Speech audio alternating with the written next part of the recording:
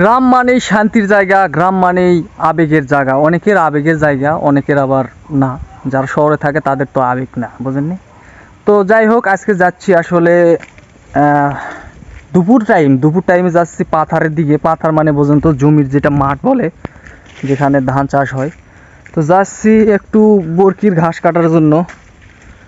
তো আসলে ওরে বাবা, অনেক কাদা। তো আজকে বের হয়েছি, একটু বরকির ঘাস কাটতে যাচ্ছি।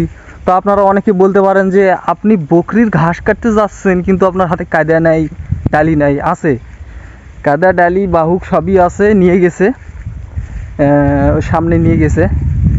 তো ওখানে যাচ্ছি। আসলে কোনো দিন বলতে ছোট থাকতে অনেকেই ঘাস কাটছি, অনেক ঘাস কাটছি। তো আসলে বড় হওয়ার পর তেমন ঘাস কাটা পড়ে না।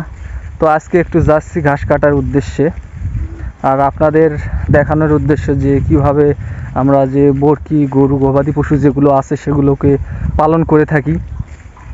আসলে ঘাস কিভাবে কাটা হয় সেটাই দেখানোর জন্য যাচ্ছি। আর গ্রামের অনেকেই মনে করবেন যে আহা, ঘাস কাটা মানুষ জানে না, ঘাস কাটা মানুষকে দেখাচ্ছে।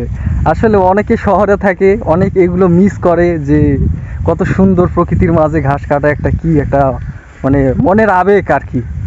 তো সেই উপলক্ষে কিন্তু আমি আসলে এই ঘাস কাটতে যাচ্ছি। তো অবশ্যই অনেক আছে, অনেক ওই রকম আছে। আমিও ছিলাম যারা শহরে বসবাস করতেছে, গ্রামে এক সময় ছিল।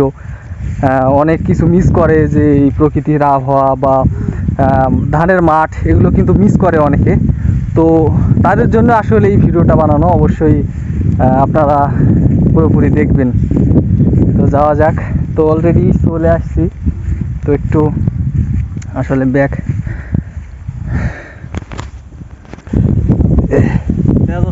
হ্যাঁ হ্যাঁ, বসে কাটো, তাহলে ভালো লাগবে।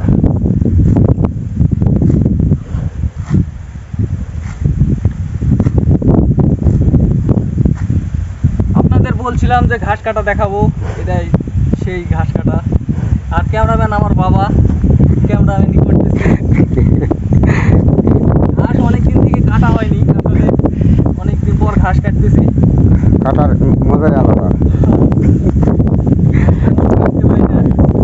তাও ঘাস কাটার মজাই আলাদা। আর এই রোদে আর এই বাতাসে ঘাস কাটার, প্রকৃতির বাতাসের মধ্যে ঘাস কাটা আসলেই মজা। কিন্তু এর চেয়ে একটু বেশি বড় ধান হয়ে গেলে আর ভালো লাগবে না।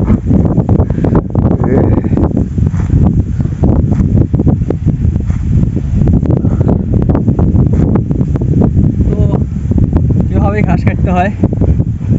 আপনারা দেখেন, অনেকগুলা ঘাস কাটছি।